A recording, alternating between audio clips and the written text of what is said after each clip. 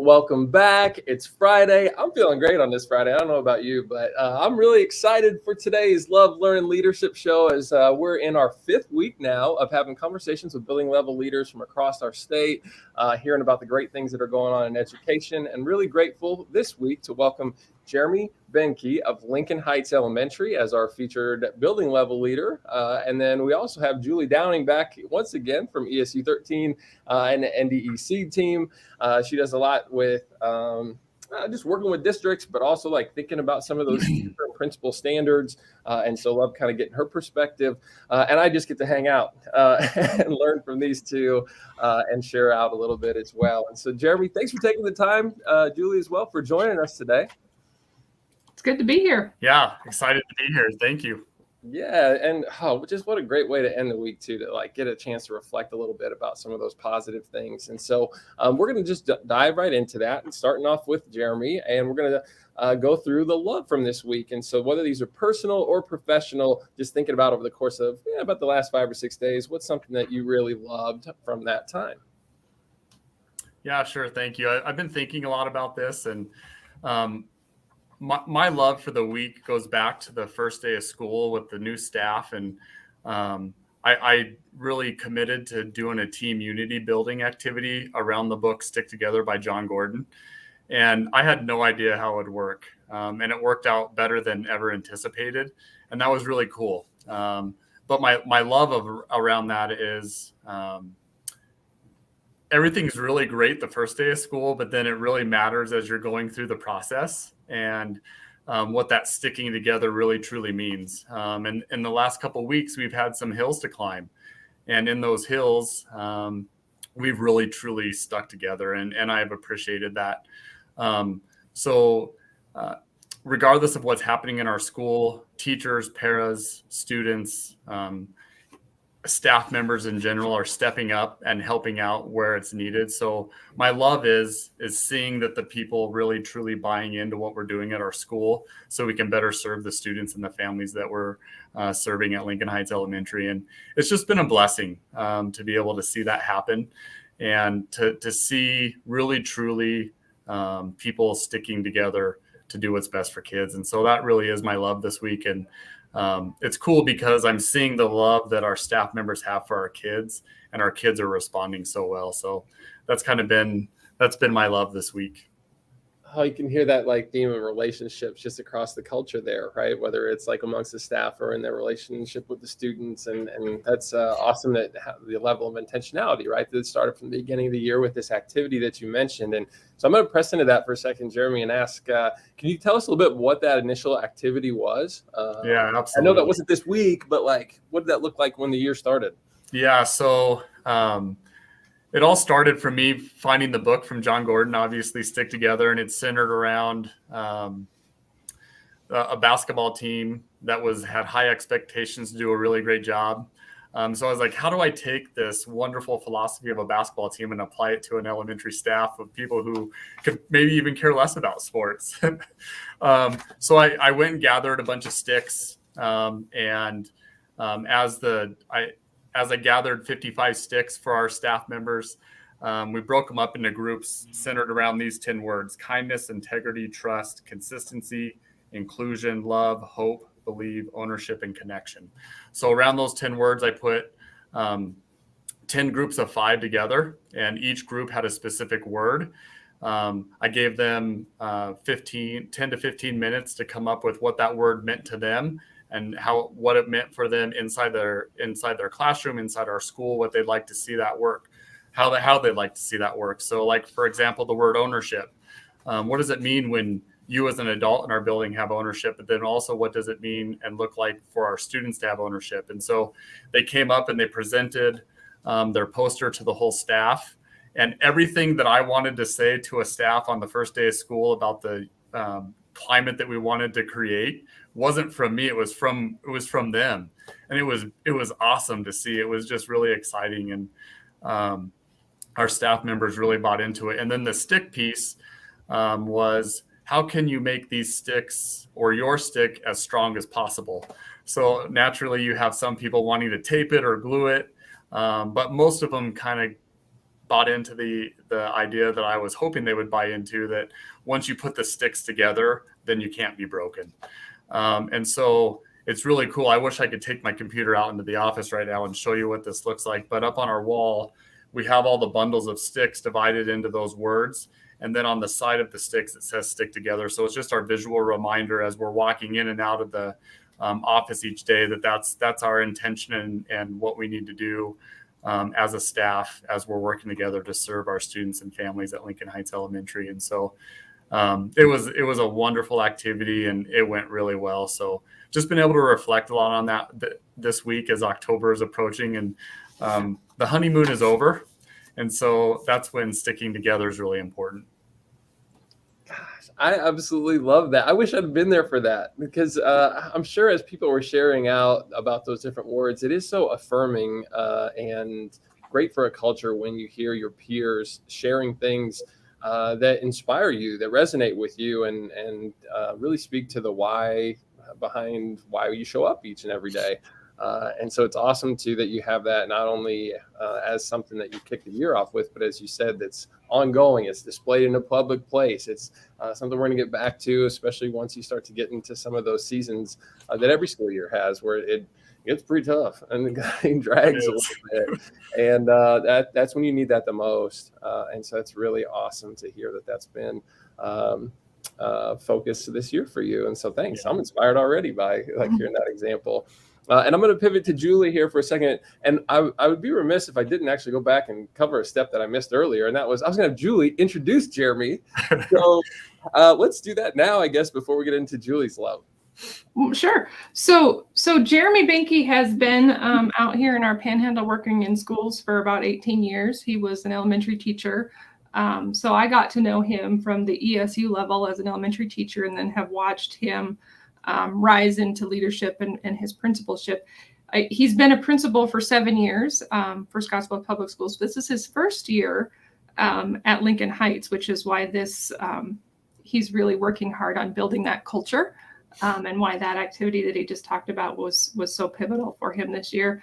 His paths and my paths have crossed a little bit over the years, but more so in the last couple, because I was paired with him as his principal coach.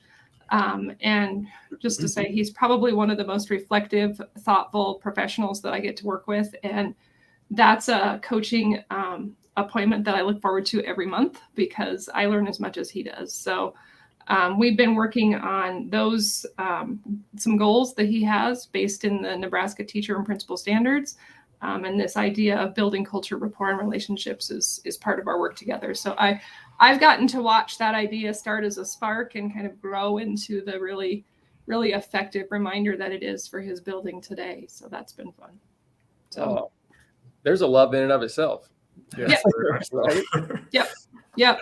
My other love this week was we get to work with our paras out here in ESU 13 a couple times a year. We usually have a full day with them somewhere at the beginning of the year, and then we do, because it's so hard for them to be out of classrooms and for classrooms to not have their support, we do a little 1 hour thing about every other month with them. So I got to do the 1 hour with our paras this month. And it was I just so looked forward to it, to just reflect back to them that we see you and we know how hard you're working, and just so much appreciation for that level of folks that work in our schools. And you'll like this, because the content, Andrew, was the Project Eyebrow. And that was like the fourth or fifth It's Your EDU podcast that we did way back, like probably a year and a half ago. And that was the podcast where you talked about, the first time you talked about love and learn. Oh, I guess I didn't realize it. Yeah, that is probably true though. And now look, we're like full circle too. So yeah, the love and learn for me is a practice that goes back to, like, I do this with my children on a regular basis. I did this as a teacher in the classroom, even with seniors who were like, this is pretty hokey at first. And then after a little bit of time, they really started to reflect on that. And it certainly grounds you in an attitude of gratitude, right? That there are things to be positive about, and sets your mindset for, wow, like I expect to learn something all the time. And it's really great when that can happen. And I learned a lot from the Project Eyebrow podcast. So you can check that out, the Good Life EDU. I guess I'll kind of like pivot that a little bit to my love from this week. And I don't know, you kind of love learning. I don't know. Maybe I'm getting ahead of myself. Here's what I want to say. Because you said paras, I got too many ideas right now. Because you were talking about paras, I actually learned this week that there are around 50,000 more para-educators than there are special education teachers in our country. And that's that was a shocking stat to me a little bit. And it's so important to make sure that we're doing great work in support of those para-educators who are really boots on the ground in support of our students. And so glad to hear that that's going on here, there, and everywhere. So I love that. Okay, now back to where I was going to go with my love for the week, and saying that my theme really for this week has been collaboration. Our PD for Me initiative launched, and so we got a chance to send out around 300 mailers to teachers with professional development on topics that they selected, which was really fun. And then they got to pick whether they want a tea or coffee or water, and so we put little things in there with it and a couple stickers, and it came in a really bright packaging. And there were another about 550 teachers or educators who received that via email because they preferred to have it that way, though we couldn't get them coffee. They at least got those same resources. And my love really has been in the collaboration around that. We have a little Marco Polo group where whether it's Kristen Selecta or Amy Schultz or Nick Ziegler's been helpful. I've sent messages to Diana Steinbrink, and Brooke Van's always bouncing ideas around for us. And it's just awesome. I love the collaboration across our ESU network where we're all kind of coming together around creating these resources in support of our classroom teachers. And so that's was a huge love for this week to have an impact, hopefully in a small way, but intentionally with about 850 different teachers. So geeked about that. I'm going to actually jump in and say the learn at the same time, which is out of order, but it kind of meshes with that point in saying that I learned that I need to do a better job of always letting other people help. I'm kind of all right, we can take it by the reins, and I don't want to put anyone else in a position where they have to take away from the things that they're invested in to get on board with whatever it is that maybe I'm really passionate about. And so I sometimes, I think, apologetically almost exclude people when I don't even mean to, because I just want to be respectful of their time. And this week I had some great feedback from some of the people I just mentioned who were like, no, we're in this. This is fun for us. Let's do this together. Feel free to we need to stick together. Get back to Jeremy's sentiment. And so that was around that PD for me too. And it was really good to be, that reframing was awesome this week for me. So I've spoken enough. Jeremy, I'm going to pivot to you for your learn for this week. And so what did that look like for you? Sure. My learn really has been centered around just understanding how to help teachers use data to really make better informed decisions to educate our kids. And so we've really looked at NWEA results. We've looked at the learning loss that's taking place. A good principal friend of mine, Jody Benson, who works here in the preschool in Scottsdale Public Schools, has been a great influencer in the things that I believe. And her and I have talked a lot about intervening early and how we need to do that with K2 students. And we're really fortunate this year. We have a program in K2 called Really Great Reading that's intervening with kids. Our school district wrote a grant, and I'm learning that my desire to intervene early is really making a difference with kids in grades kindergarten, first and second grade. It's wonderful to see that we have an opportunity to pull kids in kindergarten, first grade, and second grade and see them really making a difference in what they're doing. Along with that, we had PLCs this week, and we were talking to teachers about how they're using their data to make informed decisions and how they're using it and what they're doing and if they need help and what. And so part of my learn also with learning how to use the data was learning how to really be a good listener. And that was a big deal for me. We sat in PLCs all day on Wednesday, and I had to listen. And that was really good for me because I think sometimes as leaders, we think that we need to communicate, and really teachers just want us to listen to them.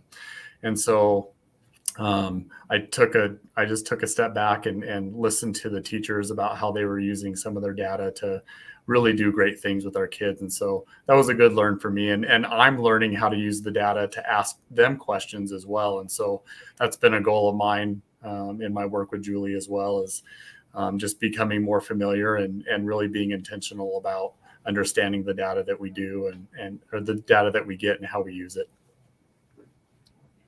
Yeah, Julie, anything to kind of follow up? Sounds like the two of you had conversations around that. Yeah, I mean that's part of Jeremy's goals that we work on as we have our coaching moments every month. And one of the things that Jeremy sometimes asks me to do as his coach is to follow up with him with reminders or to provide him with some resources to support. So it's just a really good connection and a way to keep him moving on the goals that he's chosen. So. Gosh, and isn't it so important to have feedback from someone who you can be open and honest with and that you respect? And that, I mean, that's kind of, I feel like it's a theme across both of our learns, Jeremy, from this week too, in terms of you got to have that sounding board that can really help get you past where your current thinking is. And so it's awesome that the two of you have that dynamic where you're able to do that. Actually, there's other people that are commenting here that they've seen it too, right? I'd love to watch your partnership grow over the years and proud of both of you.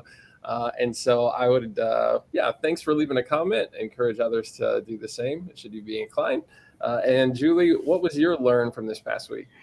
Well, it's kind of happening simultaneously as we are on this morning. The Nebraska MTSS Summit has been yesterday and today, and so I have been able to access those sessions. And what a powerful set of sessions and learning happening for so many of our people across the state from that. Tessa Frost is our EMTSS coordinator out here at 13. She serves the Panhandle 16 and 13 and 15, I think, or 17. She may have to correct me on that. But the speaker this morning was Dominic Smith, and he spoke just passionately about the idea of belonging and being seen. And, that really connects to our seed work as we try to stand up those Nebraska teacher and principal performance standards. That's one of the themes that we talk about, another one is clarity through data informed practice, which Jeremy just spoke to, all the work that's happening, on the ground, this idea of belonging and being seen and sustaining effective learning. So I have just been really, really enjoying some of those sessions. And of course, thinking, who are some of those presenters we might be able to bring to our Educator Effectiveness Conference in June? So loving that learning today. That's so great. And that can happen so often, right? Where our love and our learn are one and the same, and we're in the right profession for that. Absolutely, for sure. Something I wanted to get back to real quick before we jump into leadership, because you were talking about intervention a moment ago, Jeremy, and then I got distracted and with the conversation. But that's a topic that I think has been, it's just come up a lot, I think, recently, as you talked about with school not having looked necessarily normal for some learners over the course of the last 18 months. Just thinking about different ways to step in with supports. And we did a podcast 2 episodes ago with Andy McNair, who has written books on Genius Hour and another one called A Meaningful Mess, where she kind of looks at some of those like supporting student-centered practices. And she works actually out of ESC, which is like the same thing as the ESU app, Texas. And that podcast was focused on interventions and this idea that pulling students just to give them more time is not necessarily the optimal way of intervening. And then it comes down to deviating the strategies maybe that are being employed when that additional time is created. Is that true of you? I see you nodding a little bit. Like, what's your kind of experience with some of that as we're talking about maybe particularly that K2? Yeah, for sure. We have designed in our schedules in the elementary schools, we have a target time. And so we have a designated time for English language arts intervention time in the classroom and a designated time for math target time as well. And so we do a lot of push-in intervention in our school district as well. This program specifically that I spoke about earlier with K2, we do push in with them. And so really they're getting like a second and third dose of phonics and early literacy to help them really become good readers. And so it's been a great combination. And I just spoke with the teacher that's doing it yesterday, and she said, I am blown away by the results we're getting. Think kids are really making great progress. And then the teachers are also seeing it in the classroom. And that's where the rubber meets the road, is when the teachers can really start seeing it in the classroom. And the kids you see this confidence building about them. And that's the best thing about education. When you see a student kind of walk down the hallway with that sense of confidence that just, it's so great. So, you get to see those things happen. And I get to see that on a really big scale at our school. And I love to be visible in the building. And so being able to really see that happening has been just made a big impact on me to really be intentional about continuing to learn about how to use data to really make really great decisions moving forward. That's awesome. And I love that you lit up talking about it too, which I'm sure that's just, it's got to be so ingrained in the culture for it to elicit that kind of response just from you, just in talking about it. And so that's certainly a really big piece, I'm sure, of your leadership style, which is going to be our next transition here to our last topic of the morning, where we give both of you an opportunity to share a little bit about anything from 30,000 feet, just sort of philosophy on leadership, to maybe even, a systemic thing or a practice. So on the topic of leadership, Jeremy, we've learned a lot from you already this morning, but what would you impart to the listeners? I think the biggest thing for me, and I can't leave the show without telling people about the importance of the work that Julie and I have done together. The principal work that her and I have done as far as the coaching piece has just made all the difference in me growing as an administrator. And so you can be actively involved in the principal coaching and say that you're doing it, but the opportunities that we've had to really make a commitment to meeting together over the last 2 years has really truly helped me develop as a leader, not only in our school, but in our school district, and given me opportunities to partake in things that I normally wouldn't be doing had it not been for our coaching relationship. And so I'm really grateful for her and the time that we've been able to spend together. But to lead into that, the leadership thing that I'm really, the leadership piece that I'm really thinking about right now is just, you guys both mentioned paras earlier. And I really feel like it's important that I'm a good leader for our paras as well. And so I've been really taking time to help them and listen to them so they feel really confident about making decisions in our school with kids as well. And that they feel great about doing that, and they feel supported, and they know that we care about them. And so we can really focus on teachers, and that's great because they do a lot of great work, but our paras do a lot of work that not a lot of people see. And we can't do our jobs in the public school system without the paraeducators who are coming alongside us. And so learning to have opportunities to lead them in a beneficial way. So yesterday we had a meeting with just the paras, so they understood everything that went on at PLCs. I wanted them to hear what I was talking to teachers about as well. So they feel more informed about things that are happening in our building as well. So that's the first leadership piece. And then the other leadership piece that I'm really working on is learning how to grow our assistant principal to be a great support in our building as well. There's a lot that goes into that when you're going through the course of a day. Things that you assume that they know that they don't know, that you just need to give them confidence to go ahead and do. And so one of my goals also is to help lead our assistant principal to be confident in who she is in our building, and to come along. We're a great team. It's really awesome. We both really believe the same things and have strengths and weaknesses. Where she's great at technology. She wouldn't have had the computer problems that I did this morning. So we're really a good team. And so I just want her to, I just want to be able to build her up as well, and help her to be a good leader alongside me as we're working together in our building. So those are the couple of things that I'm thinking about with leadership. Gosh, and across all those, I just consistently hear and agree with this thought too, that you never really arrive, right? There's never really all right, we got this, and check, we've hit a ceiling, and no, we're going to work on getting better with our communication and para support. We're going to get better as an administrative staff and trying to grow the potential that we have as a collective, but also individually in that role. And that starts with me. And that's why I meet with Julie. Right. And so like, it's awesome to just hear that focus, because that's really where you go from good to great, right? And I love that idea, and I just see that in so intentionally worked into the things that you're invested in that you shared there, and so that's inspiring to me. I love hearing that. So thank you for sharing that today. And Julie, I'm going to put you on the spot then for the second week in a row here to share another little leadership tidbit, if you would, and excited to see what you got this week.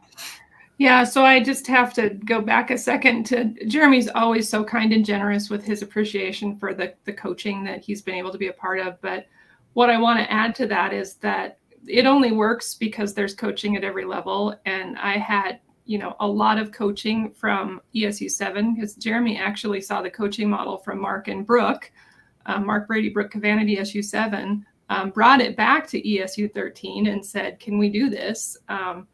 So, they were the ones who sort of helped me learn how to do that model for them. JD Beam, who had the wisdom to pair us together, almost 3 years ago. And just some mentors in my life, Caroline Winchester, who's retired now, has been a wonderful mentor to me. And there's a long list of people. So I just always appreciate his praise of our work. But just to also acknowledge that a good coach also has to take coaching. And that's really a pivotal part of making the whole system work. So two things I wanted to talk about under leadership. The first is Jeremy was part of a conversation earlier this week with Deidre Amundsen, our new director at ESU 13 and professional learning, because we're really working on expanding some of our supports and wraparound services for principals. We have a handful of new principals, first-year principals. So just another thank you, Jeremy, for offering your perspective and what it feels like to be on the other side of the coaching situation and helping her and I understand how we can better serve principals in our region. Second thing is I'm part of a small group of folks that have put together this thing called principal designee training. So one thing that we work with in this rural area is we have a hard time getting our principals out of the building for obvious reasons. I don't need to list those. But we need them for PD sometimes, and we need them on teams that are coming for PD sometimes. So Dr. Travis Miller, who's a superintendent in Baird for us, kind of pitched this idea, connected with Dr. Nick Pace out of UNL, who wrote the book, The Principal Hot Seat. And pre-pandemic, we put together a training that the intent was to give people some content on how to be a designee. A little better than, as Dr. Pace would say, chucking the keys at you and saying, I'll be back on Thursday, good luck. So that training was a one-day training we did, and it had some content around school law, some communication protocols and things, and then some kind of what we called on-the-fly scenarios for folks. What's exciting about that is it's gotten some more interest, and it was accepted to the National Forum for Rural Education Conference. So we're going to be presenting that just here in a couple of weeks at that conference in Indianapolis. So super excited about that. And hopefully we can grow that as a service to our principals and maybe those aspiring to be principals who might stand in as a designee for our Nebraska schools. So happy to share that. Yeah, that's exciting. I was going to say too, so there's a team of us going for some of the NERCSA work that we did as well. So Nebraska will be represented in a couple sessions there. Oh, well, I'll see you in Indy then, right? Oh, that's really good. And I would say in this too, with all the shout outs in this last segment, especially, and I get that this is like on brand for me at the CC here, right? But like, I'm so grateful that we get a chance in this format too to highlight the work going on at the building level and to highlight the work that goes on between our ESUs and our districts and schools and school leaders, because I'm not sure those people are always aware. If you're not within, I didn't know whenever I was in the classroom exactly the dynamics and all the ways in which we are sticking together and are better together because of it. And so this has just been a lot of fun to I don't kind of hear the backstory, the history the two of you have, the focus on moving education forward in your region and with the students that you get a chance to serve. And what better way to spend some time on a Friday? So absolutely, thank you.